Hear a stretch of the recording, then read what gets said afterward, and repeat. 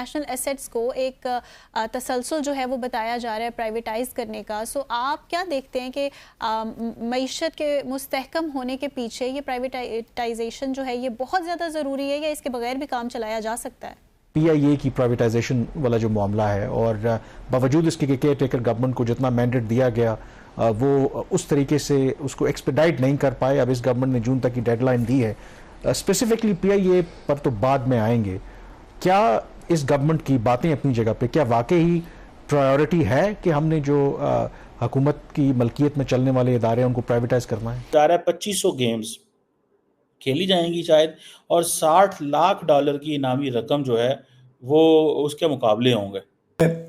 इमरान खान कह रहे हैं कि उन्हें जहर दिया जाएगा। ये जहनी मर्ज है जिसका तमाशा पूरी दुनिया देख रही है।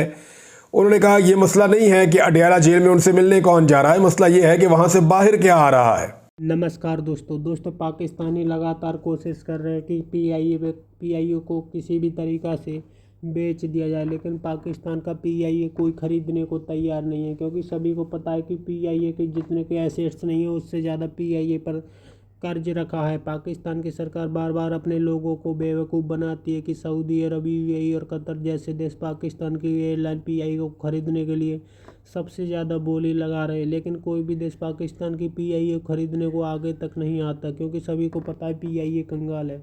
देखिए मुद्दा इसमें तो कतन कोई शक नहीं है कि जो स्टेट ओन्ड इंटरप्राइजेज हैं, SOEs, वो पाकिस्तान की इकॉनमी में एक बहुत बड़ा बोझ बन गए हैं, क्योंकि वो इस तरह डिलीवर नहीं कर रहे, चाहे वो पाकिस्तान इंटरनेशनल एयरलाइंस हो या पाकिस्तान। लेकिन ये बोझ बने क्यों, ये भी तो बहुत डिबेटेबल है। ये भी क्योंकि इन तमाम इदारों को पॉलिटिसाइज कर दिया था ना। अगर आप मुझे खुल के बात करने देंगी तो मैं बिल्कुल बता सकता हूँ कि पाकिस्तान पीपल्स पार्टी के दौर में ख़ास तौर पे PIA में जिस किस्म की भर्तियां की गई उसने बहुत नुकसान पहुंचाया, और वो आज तक नुकसान पहुंचा रहा है। अगर एक एयरक्राफ्ट के लिए आपको 40-50 बंदों की ज़रूरत होती है तो पाकिस्तान ने जो है वहाँ पे 500 बंदे रखे हुए हैं। तो इससे ही आप हिसाब लगा लीजिए कि पाकिस्तान एयरलाइंस को किस कदर नुकसान हुआ। फिर PTI की हुकूमत के जो हमारे एविएशन के मिनिस्टर थे उन्होंने पाकिस्तान के पायलट्स के बारे में बात कर दी, तो हमें उससे भी बहुत नुकसान हुआ।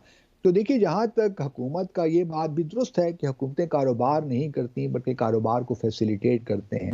लेकिन मेरा अपना ख्याल ये है, और हमने अपने डिसाइफर के शो में कुछ इकोनॉमिस्ट को भी बुलाया था, तो उनका भी यही कहना यही था कि एक सोर्स ऑफ इनकम भी होता है हुकूमतों के लिए इस किस्म की जो इंटरप्राइजेज होती हैं। और जब कोई इदारा खसारे में जा रहा हो तो आपको उसकी अच्छी कीमत नहीं मिलती। मिसाल के तौर अभी भी अगर आप देखिए तो जो $300 मिलियन की थोड़ी बहुत मिलेंगे जो हुकूमत पाकिस्तान को उस निशकारी के सिलसिले में as a result of that. तो और फिर ये भी है कि दुनिया भर, अभी मिसाल के तौर पर 2021 में भारत ने जो उनकी एयर इंडिया थी उनको प्राइवेटाइज किया था, और वो बहुत बड़ा, उनका फ्लीट बहुत बड़ा था एयर इंडिया का। तो जो टाटा ग्रुप है, और ये भी इंटरेस्टिंग बात है भारत की अगर बात मैं करूं तो ये जो एयर इंडिया थी, ये टाटा ग्रुप जो इंडिया का था, ये 1932 में उन्होंने एयर इंडिया कायम की थी।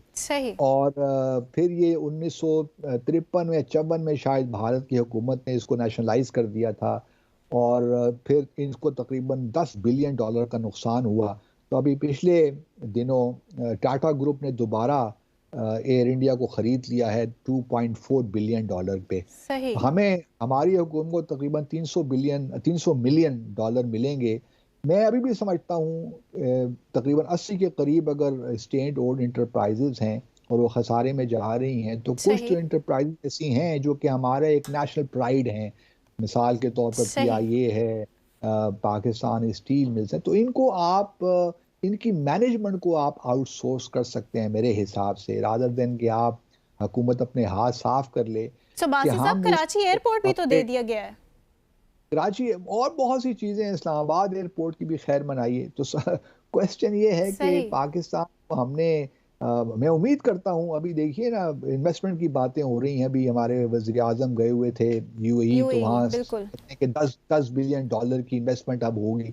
अब वो कब होगी हमें पता नहीं है, ये सिर्फ बातें ही हैं या वाकई इनमें कुछ हकीकत है, क्योंकि इससे पहले हम सऊदी अरब की बातें सुनते रहे थे कि $25 बिलियन की इन्वेस्टमेंट आनी है, उसका भी अभी तक कोई हमें इल्म नहीं है। बासित साहब, तो बेसिकली आप कुछ निशानदेही कर सकते हैं अपने नाजरीन के लिए कि किन इदारों की निजकारी जो है वो कर दी जाए तो उससे कुछ कम नुकसान होगा, और किन इदारों को खुद हुकूमत को सुधारना चाहिए इंस्टेड ऑफ प्राइवेटाइजेशन?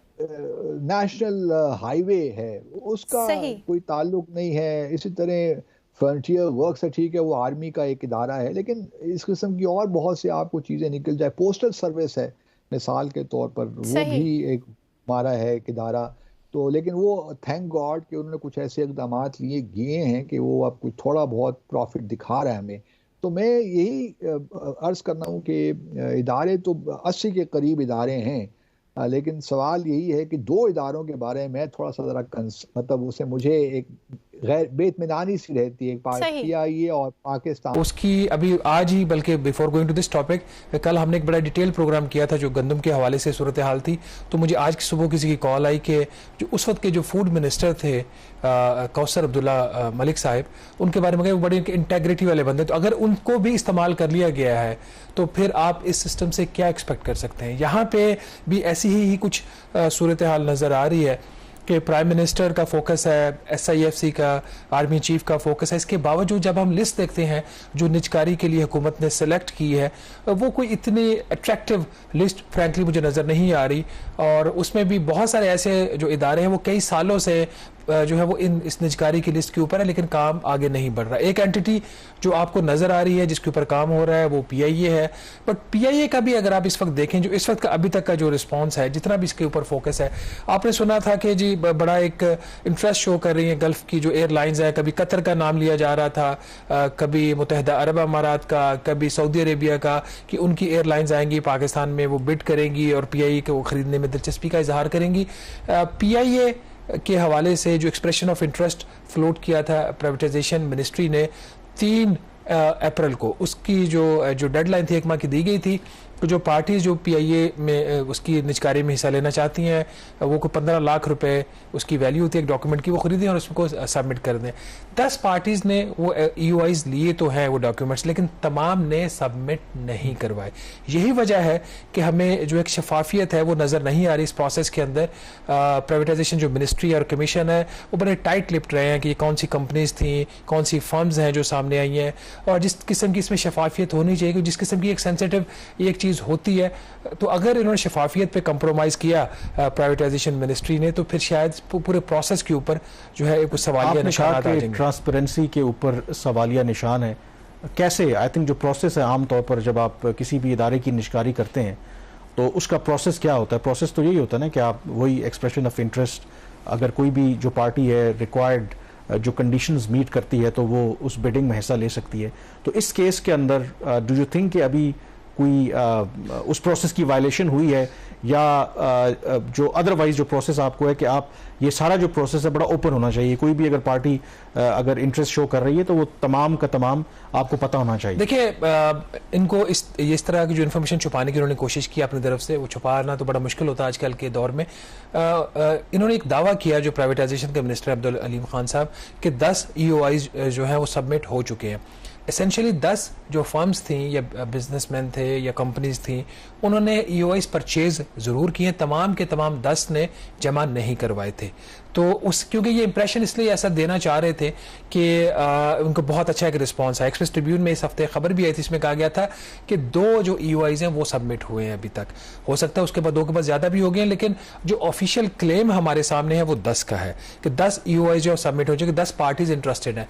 इसका प्रोसेस ये होता है कि 3 मई की जैसी डेडलाइन थी, चूंकि उस तरीके से इनके मुताबिक रिस्पॉन्स नहीं आया, तो 15 मई तक उसमें 18 मई तक उसमें तोसी कर दी गई है, 15 दिन की उसमें मजीद तोसी की गई है। तो इनका ये ख्याल है कि शायद अब कुछ और एयरलाइन है, जो कोई रीजनल एयरलाइन मुझे नज़र नहीं आई उस लिस्ट के अंदर। अभी तक की जो कंपनीज है वो बुरी नहीं है, मतलब जो तीनों हमारी पाकिस्तान की डोमेस्टिक एयरलाइंस हैं, एयर ब्लू है, बड़ी पुरानी एयरलाइन है, जिसमें former prime minister Shahid Khaqan Abbasi के भी गलबन 20% स्टेक्स उनके हैं, उन्होंने भी डॉक्यूमेंट्स को परचेज किया है।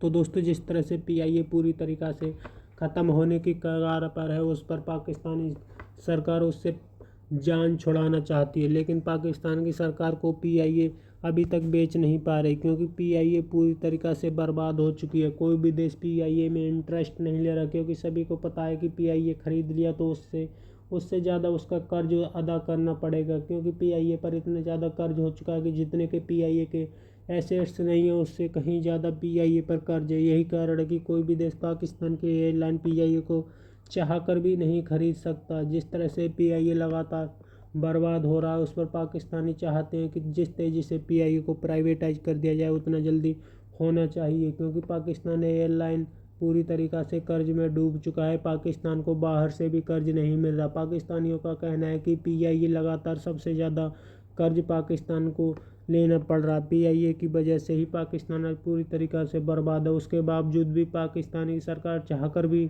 PIA को प्राइवेटाइज नहीं कर पाता है, क्योंकि कोई भी देश PIA को नहीं खरीदना चाहता है। आपकी क्या राय कमेंट में ज़रूर शेयर करें। यदि आप चैनल पर नए चैनल को सब्सक्राइब करें, वीडियो पसंद आए तो लाइक करें, कमेंट करें और शेयर करें। जय हिंद, वंदे मातरम।